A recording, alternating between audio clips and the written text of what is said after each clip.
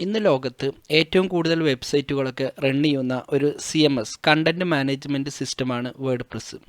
അപ്പോൾ word press ഉപയോഗിച്ചിട്ട് നമുക്ക് പല വെബ്സൈറ്റുകളൊക്കെ വളരെ എളുപ്പത്തിൽ ചെയ്യാം.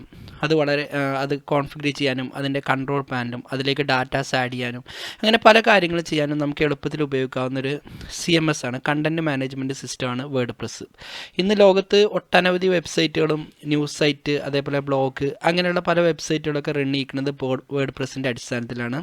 അപ്പോൾ ഈ വേർഡ് പ്രസ് ചെയ്യുമ്പോഴുള്ളൊരു പ്രശ്നം എന്ന് പറഞ്ഞാൽ അതൊരു PHP ബേസ്ഡ് ആയിട്ടുള്ളൊരു CMS ആണ്. അപ്പോൾ ഈ PHP റൺ ചെയ്യണമെന്നുണ്ടെങ്കിൽ നമ്മളെ കമ്പ്യൂട്ടറിൽ ഒരു സെർവർ നിർബന്ധമാണ്. അപ്പോൾ സാധാരണ നമ്മളിത് ചെയ്ത് പഠിക്കണമെന്നുണ്ടെങ്കിൽ നമുക്കൊരു റിയൽ സെർവർ, അതായത് നമ്മൾ വെബ്സൈറ്റുകളൊക്കെ ഇൻ്റർനെറ്റിൽ ഹോസ്റ്റ് ചെയ്യുന്ന ഭാഗത്തിൻ്റെ ലൊക്കേഷനാണ് നമ്മൾ സെർവർ എന്ന് പറയുന്നത്. അപ്പോൾ ഇത്തരത്തിലുള്ള റിയൽ സെർവർ ഉണ്ടെങ്കിൽ മാത്രമേ നമുക്കത് ചെക്ക് ചെയ്യാൻ പറ്റൂ. അപ്പോൾ നമുക്കെങ്ങനെ നമ്മുടെ കമ്പ്യൂട്ടറിൽ, അതായത് സെർവറൊന്നും ഇല്ലാതെ തന്നെ നമുക്കെങ്ങനെ വേർഡ് പ്രസ് യൂസ് ചെയ്യാം, വേർഡ് പ്രസ് ഉപയോഗിച്ചിട്ട് എങ്ങനെ ഒരു ബ്ലോഗ് ക്രിയേറ്റ് ചെയ്തിട്ട് അതിലെ ഓരോ കാര്യങ്ങളും എങ്ങനെ ഉപയോഗിക്കാം എന്നതിനെക്കുറിച്ചാണ് ഇന്നത്തെ ക്ലാസ്സിൽ ഞാൻ നിങ്ങളുടെ മുമ്പിൽ അവതരിപ്പിക്കാൻ പോകുന്നത്.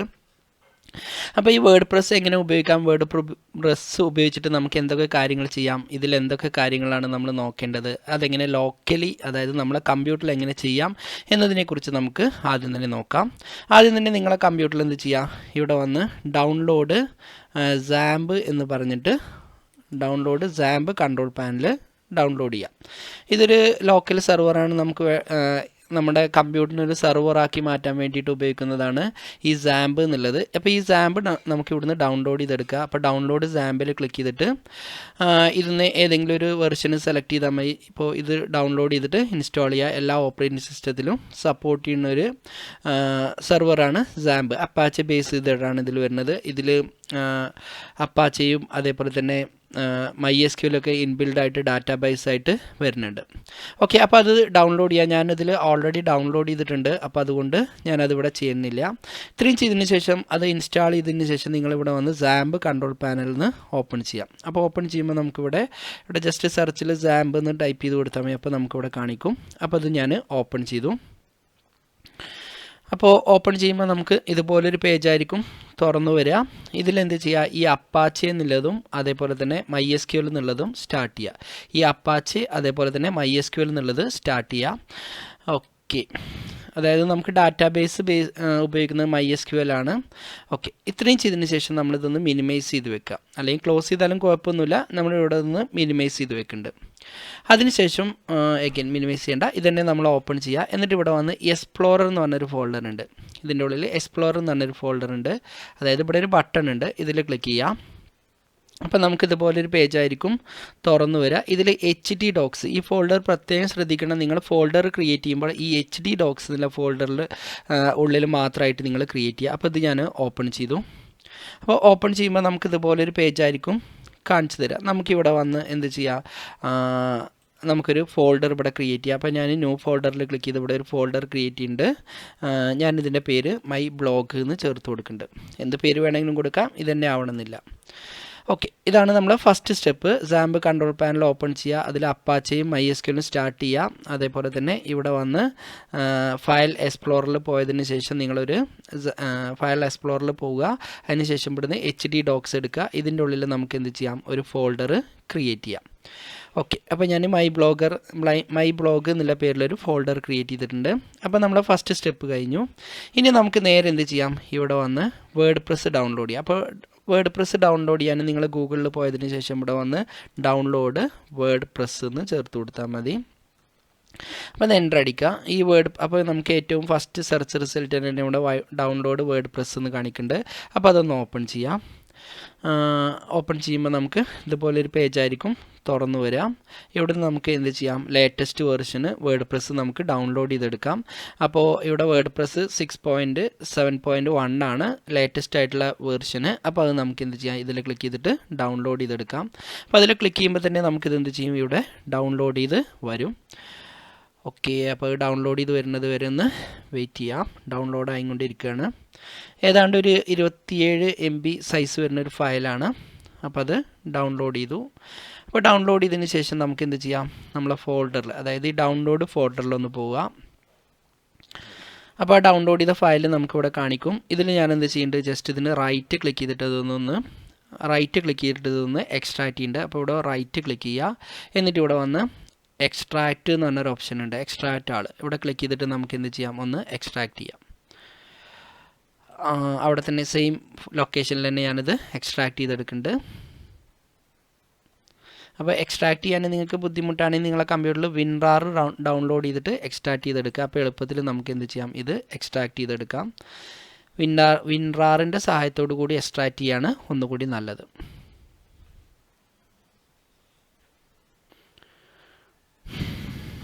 ഓക്കെ, അത് എക്സ്ട്രാക്റ്റ് ചെയ്ത് കഴിഞ്ഞതിന് ശേഷം നമ്മളിവിടെ വന്ന് ഡൗൺലോഡിൽ നമുക്കിവിടെ പുതിയൊരു ഫോൾഡർ ഓപ്പൺ ചെയ്ത് വന്നിട്ടുണ്ടാവും, വേർഡ് പ്രസ് എന്നുള്ളത്.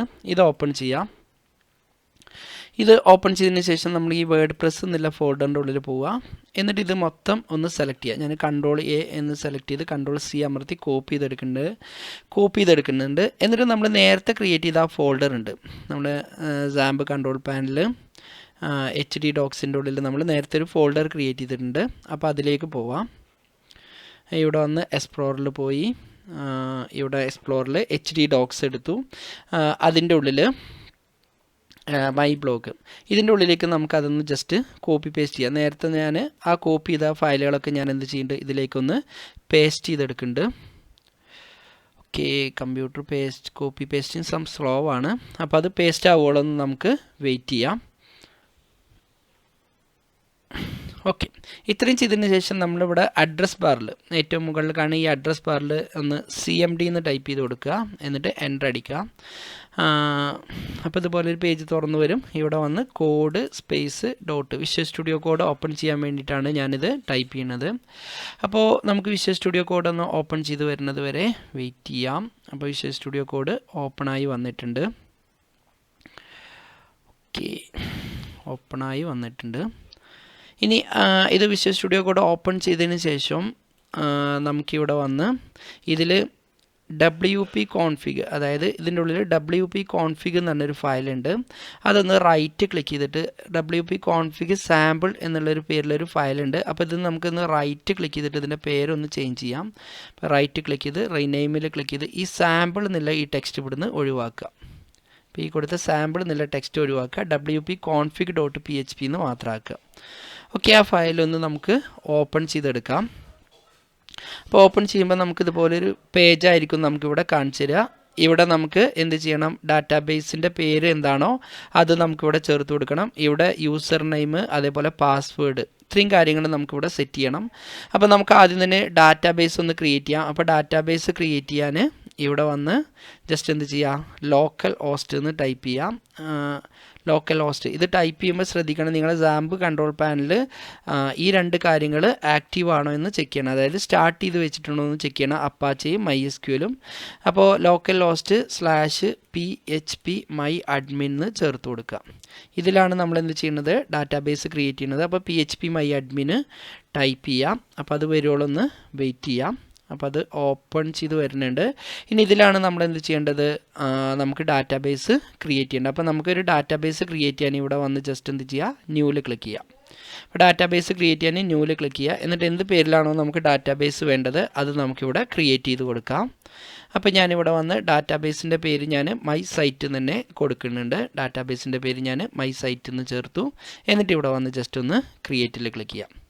അപ്പോൾ നമുക്ക് ഇവിടെ ഈ ഭാഗത്ത് നമ്മുടെ പേരിൽ ഒരു ഡാറ്റാബേസ് ക്രിയേറ്റ് ചെയ്തിട്ടുണ്ട്, മൈ സൈറ്റ്. ഇത്ര മാത്രമേ ഉള്ളൂ നമ്മളിവിടെ ഈ ഡാറ്റാബേസിൽ ചെയ്യേണ്ടത്. വേറെ കാര്യങ്ങളൊന്നും നമ്മളിതിൽ ചെയ്യേണ്ടതായിട്ട് വരുന്നില്ല. ഇനി നേരെ വീണ്ടും നമ്മൾ വിഷ്വൽ സ്റ്റുഡിയോ കോഡിലേക്ക് തന്നെ പോവുക. ഇനി ഇവിടെ വന്ന് ഡാറ്റാബേസ് നെയിം ഹിയർ എന്നുള്ള ഭാഗത്ത് നമ്മൾ ആ ഡാറ്റാബേസിൻ്റെ പേരെന്താണോ അത് ചേർത്ത് കൊടുക്കുക. ഡാറ്റാബേസിൻ്റെ പേരിപ്പോൾ ഞാനിവിടെ കൊടുത്തിരുന്നത് മൈ സൈറ്റ് എന്നാണ്. അത് നമ്മളിവിടെ ടൈപ്പ് ചെയ്ത് കൊടുക്കുക. അതിനുശേഷം യൂസർ നെയിം ഇവിടെ നമ്മൾ ലോക്കലി ചെയ്യുന്നത് കൊണ്ട് യൂസർ നെയിം റൂട്ട് എന്നാണ് ചേർത്ത് കൊടുക്കുന്നത്, റൂട്ട് എന്ന് ചേർത്ത് കൊടുക്കുക. അതിനുശേഷം പാസ്വേഡ് ഇയർ എന്നുള്ളിടത്ത് നമ്മുടെ ഡാറ്റാബേസിൻ്റെ പാസ്വേഡ് എന്താണെങ്കിൽ അത് ചേർത്ത് കൊടുക്കുക. അപ്പോൾ ഇതിൽ ഡിഫാൾട്ടായിട്ട് പാസ്വേഡൊന്നും ഇല്ലാത്തതുകൊണ്ട് നമ്മളിവിടെ വന്ന് ജസ്റ്റ് ഡബിൾ കൊട്ടേഷന് ഇട്ട് കൊടുക്കുന്നുണ്ട്. ഇത്രയും ചെയ്തതിന് ശേഷം നമുക്കിത് എന്ത് ചെയ്യാം, ഓക്കെ, ഇത്രയും കാര്യങ്ങളാണ് ഇതിൽ ചെയ്യേണ്ടത്. സേവ് ചെയ്തിട്ടില്ലെങ്കിൽ ഒന്ന് സേവ് ചെയ്യുക. ഞാനിവിടെ ഓട്ടോ സേവ് ആക്റ്റീവ് ആക്കിയതുകൊണ്ട് ഞാനിത് സേവ് ചെയ്യുന്നില്ല. ഇനി വീണ്ടും എന്ത് ചെയ്യാം, നിങ്ങളെ ബ്രൗസർ ഓപ്പൺ ചെയ്യാം. എന്നിട്ട് ഇവിടെ വന്ന് ടൈപ്പ് ചെയ്ത് കൊടുക്കുക ലോക്കൽ ഹോസ്റ്റ്. അതിനുശേഷം ഇപ്പോൾ നമ്മൾ എന്ത് പേരിലാണോ XAMPP control panel folder create ചെയ്തിരുന്നത്, അതായത് എക്സ്പ്ലോറിൽ പോയിട്ട് HD ഡോക്സിൻ്റെ ഉള്ളിൽ നമ്മളൊരു ഫോൾഡർ ക്രിയേറ്റ് ചെയ്തിരുന്നു.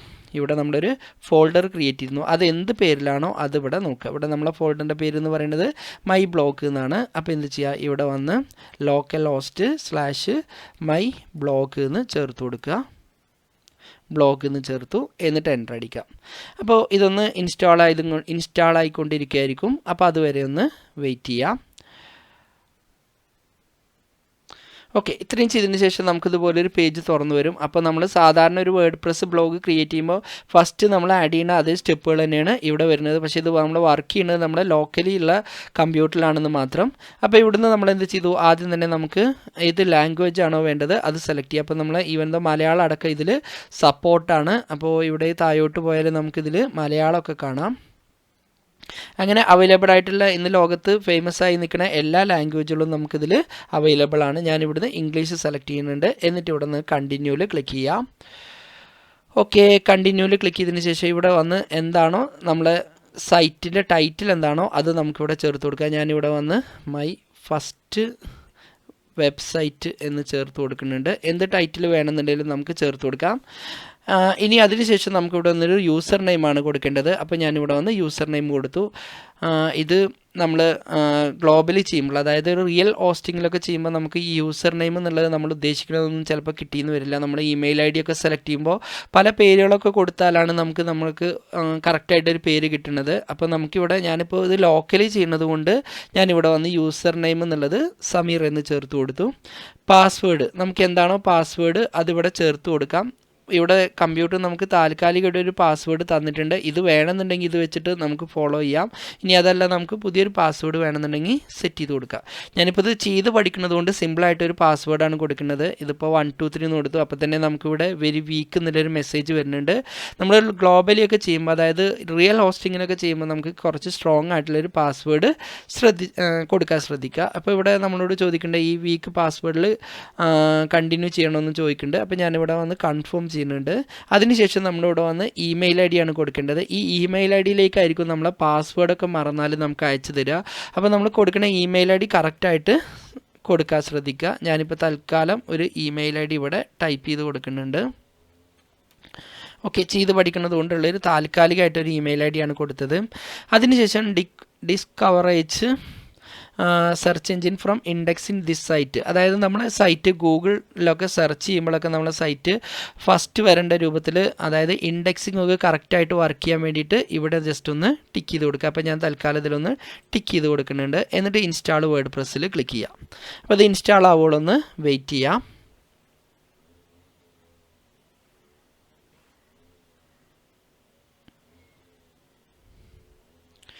ഓക്കെ, അപ്പോൾ അത് ഇൻസ്റ്റാളേഷന് കംപ്ലീറ്റ് ആയിട്ടുണ്ട്. ഇനി എന്ത് ചെയ്യണം, എഗെയിൻ നമ്മളിവിടെ വന്നൊന്ന് ലോഗിൻ ചെയ്യണം. അപ്പോൾ ഇവിടെ വന്ന് ലോഗിനിൽ ക്ലിക്ക് ചെയ്യാം. അപ്പോൾ നമുക്കിതുപോലൊരു പേജായിരിക്കും തുറന്നു വരിക. ഇവിടെ നമ്മളെ യൂസർ നെയിമും അതേപോലെ തന്നെ പാസ്വേഡും കൊടുക്കുക. യൂസർ നെയിം ഞാനിവിടെ വന്ന് എൻ്റെ യൂസർ നെയിം എന്നുള്ളത് സമീർ എന്ന് ചേർത്തു. അതിനുശേഷം പാസ്വേഡ് എന്നുള്ളത് ഞാനിവിടെ ടൈപ്പ് ചെയ്ത് കൊടുത്തു. ഓക്കെ, 1 2 3 എന്ന് ചേർത്തു. ഇത് റിമെമ്പർ, ഇതിൽ തന്നെ സ്ഥിരമായിട്ട് നമുക്ക് വേണമെന്നുണ്ടെങ്കിൽ എന്ത് ചെയ്യാം, ഇവിടെ ഒന്ന് ടിക്ക് ചെയ്ത് കൊടുക്കാം. എന്നിട്ട് ഇവിടെ വന്ന് ലോഗിനിൽ ക്ലിക്ക് ചെയ്യാം.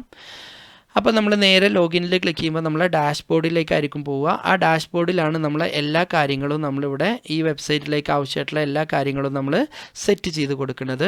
അപ്പോൾ ഡാഷ്ബോർഡ് ഇവിടെ ഓപ്പൺ ആയി വന്നിട്ടുണ്ട്.